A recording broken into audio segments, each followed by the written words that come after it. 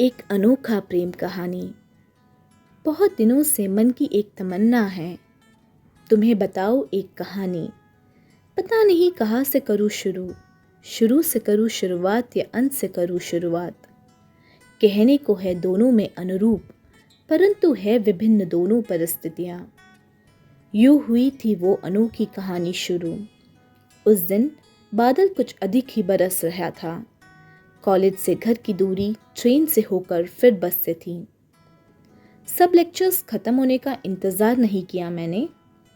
एक हाथ में छाता और दूसरे से बाल संवार कर आगे चल ही रही थी कि मेरे क्लास के दोस्तों की झुंड देखी। अधिकांश लोग स्टेशन की तरफ ही थे। बढ़ता बारिश और पानी को देख मैं उस झुंड में शामिल हो गई और वहाँ मुलाकात हुई उस शख्स से जो मेरी ज़िंदगी में अहम बन गया। जैसे बहती पानी को राह मिल गया, वैसा था उससे मुलाकात। कभी कभी कुछ मुलाकातें हमें नियति पर विश्वास दिलाता है, और ऐसा ही था मेरा मुलाकात आदित्य से। हमेशा मूवीज़ ने बताया कि दोस्ती से ही शुरू होता है प्यार, पर कभी लगा ही नहीं हमारा ये दोस्ती कभी प्यार का मोड़ भी लेगा। मैं ठहरी पक्का वो कंजर्वेटिव फैमिली से जहाँ प्यार ऐसा कुछ सोच भी नहीं सकते, और वो तो एकदम फ्रीडम वाली दुनिया से। दोस्ती ही थी हमारा जड़, वो इतना मजबूत कि कोई दरार नहीं आ सकता। कॉलेज के दिनों में हमारा अलग अलग दोस्तों का झुंड था, पर पढ़ाई करते वक्त लाइब्रेरी में हम मिलते। घर पास होने के कारण नोट्स की अदला बदली होती। पढ़ाई से शुरू ये दोस्ती ने बहुत कुछ एक साथ अनुभव कराया। एंट्रेंस की पढ़ाई के समय आदित्य ने मेरी बहुत मदद की। दोपहर के वक्त वो घर से खाना लाता और रात को मुझे घर के पास छोड़ता। ऐसे देखते देखते एंट्रेंस एग्ज़ाम भी दे दिया। रिजल्ट्स आ गए।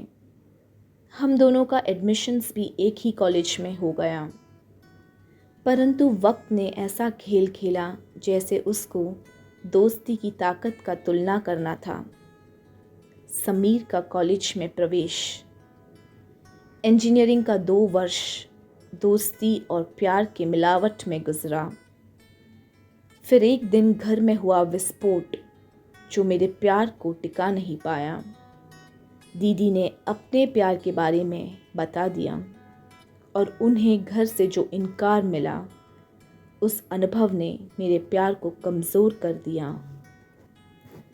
समीर से रिश्ते को ब्रेक की आग्रह करने की देरी उसने बिना कोई तकलीफ ज़ाया किए मान लिया। ऐसा एक रिश्ते का अंत तय हुआ। मैं भी उतना परेशान नहीं हुई थी जितना मैंने सोचा था। इस दौरान मेरा आदित्य से दोस्ती का रिश्ता गाढ़ा होता गया। फिर हमारे इंटर्नशिप का समय आया। मेरा और आदित्य का इंटर्नशिप एक ही कंपनी में हुआ। हमारा साथ आना जाना होता था। फिर एक दिन आदित्य ने पूछा, डू यू लाइक मी? और मेरा जवाब यस था। पर जब do you like me more than a friend उसने पूछा तो मैं हिचकिचाई। ऐसा लगा यस बोल दूं। फिर पापा के शब्दों का बोझ महसूस होने लगा तो उसको समझाने लगी, आदित्य यू नो राइट, मेरा समीर से रिश्ता टूटा ही पापा के लव शब्द से नफरत देखकर। मैं तुमसे एक नया रिश्ता जोड़कर इस रिश्ते को कमज़ोर नहीं करना चाहती।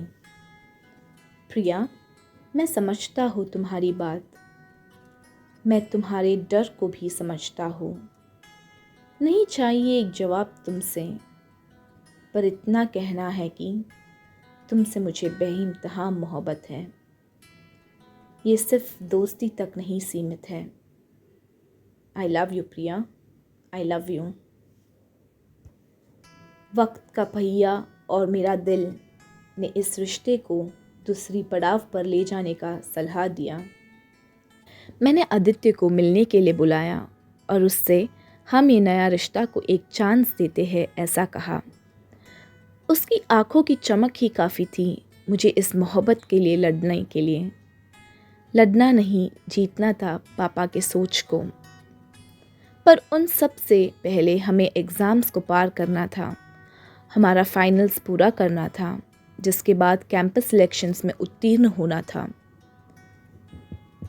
महीनों बाद एग्ज़ाम्स, प्लेसमेंट्स सब को पार कर हमारे प्यार को अब दुनिया देखना था।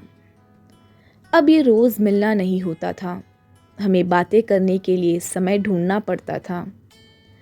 8 साल दोस्ती के बीत चुके थे और उसी में 4 साल प्रेम का रिश्ता। अब इस रिश्ते को उस ताप से जाना था, वो जो हर रिश्ते को मजबूत करता या बिखर देता।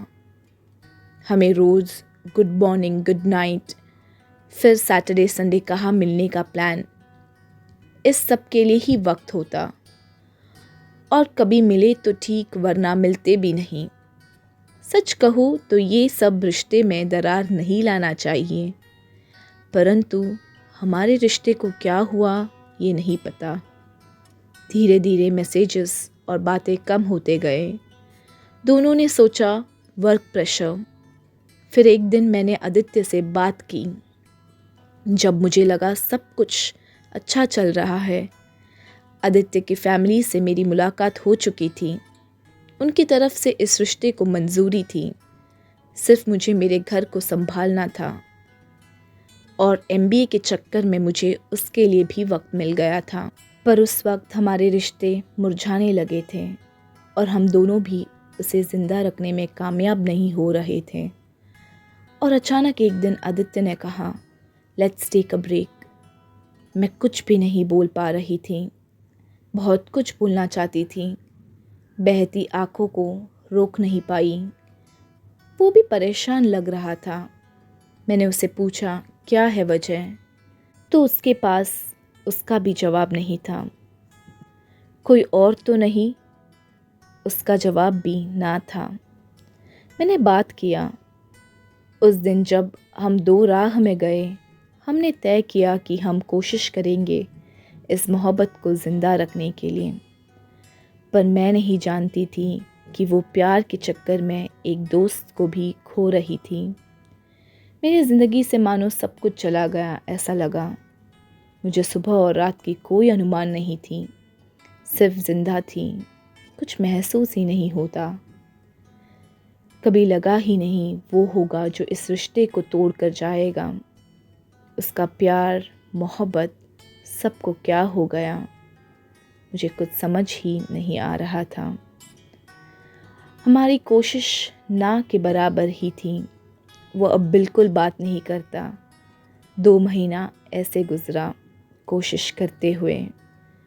फिर हम मिले तो हमने इस प्यार के रिश्ते को तोड़ना ठीक समझा।